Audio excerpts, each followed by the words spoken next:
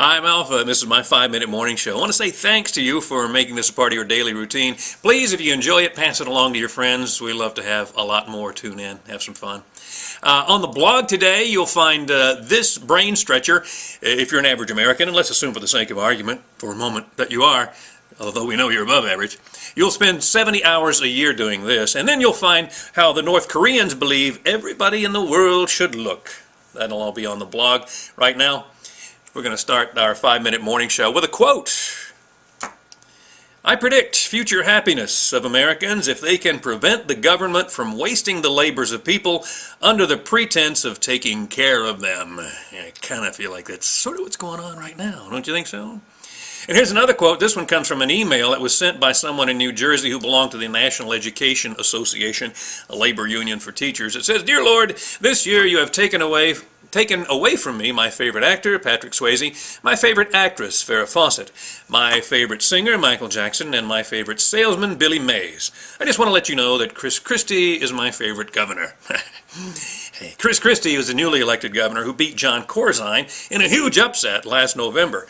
Chris Christie is a conservative Republican, a fiscal conservative who is making huge cuts in budgets there in New Jersey, something we're all going to have to do. And there are a lot of people who don't like it, namely some labor unions, and in particular, apparently, the National Education Association. Now, the reason I bring this up is, I just want you to sit back and listen to see if you can hear anybody complaining over this. Because, you know, the argument is, well, they're calling for Chris Christie's death. Okay, I know that's extreme, and you and I can look at this as just a joke, and okay, fine. But let's assume for a second that a conservative had written this about a Democrat, or anyone, or somebody from the Tea Party had done it. You couldn't hear me over the cacophony of noise that would be raised over this. Everybody would be going, see, they're nothing but a bunch of violent racists. See, that's the kind of people they are. I just want you to see, just pay attention. See if you hear anything else about this from anywhere else. I'll bet you won't.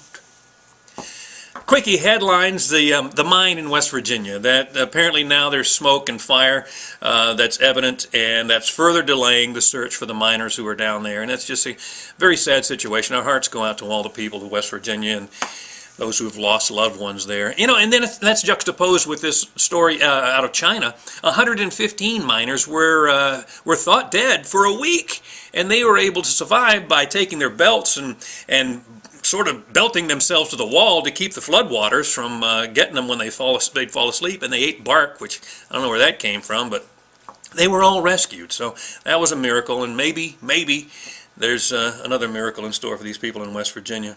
I remember Bart Stupak. He was a Democratic congressman who was one of the last holdouts on the health care bill. He and a few other conservative Democrats were holding out because of abortion issues, and then he finally swung the vote over and passed the health care bill. Well, now he's saying he's had enough. He's going to retire. Not going to be a congressman anymore. I guess he getting a little bit too much heat for that. And there are predictions that oil is going to go to $150 a barrel. It's currently about $87. That means gas is going to go to about $4 a gallon by summer. It's already the equivalent of $9 a gallon in England. So, And a couple of guys in the news. This diplomat, this guy from Qatar, whatever the name of this place is, he's a diplomat, and he puts the dip in diplomat, I'll tell you that.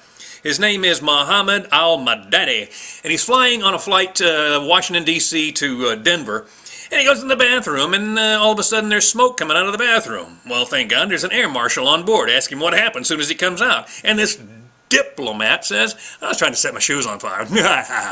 All a funny joke, right? Well, God bless him, the air marshal wrestles him to the floor, and they hold him, put him in custody as soon as they arrive in Denver. He's saying it's just a big joke. I was just kidding. Even the Qatari embassy is going, "That's a mistake. He was just joking." Well, see, that ain't the kind of stuff you and I can joke about on an airplane, is it? No. And it's certainly not the kind of stuff he should be joking about while he's on his way to see Ali Al-Mari, a known jihadist who confessed to a bunch of crimes and now is in the Supermax down in Colorado. He was going to visit him. What do you think they're talking about? Is that normal for these guys to be visiting? And don't you think we should monitor those conversations a little bit? Finally, Tiger Woods. Well, next to last, Tiger Woods. You know, these people are flying these signs over saying, sex, addicted to sex. Yeah, sure, right, me too. And did you mean Buddhism rather than Buddhism? Well, you know, okay, funny.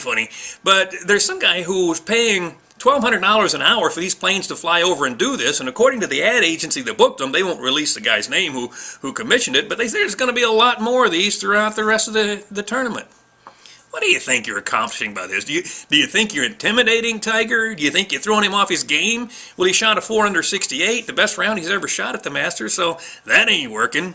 And finally, this new study says cows may not be causing global warming after all. You know, we've been blaming it all these years on cows and, you know, the methane gas that they're expelling. Well, according to this new study, they're actually reducing nitrous oxide and not creating any more of the methane gas. So, you know, cows are flipping us the hoof. It's a cloven hoof, too. So there you have it. That's my 5-minute morning show. We'll see you next time. Don't forget to read the blog and tell your friends if you had fun with it.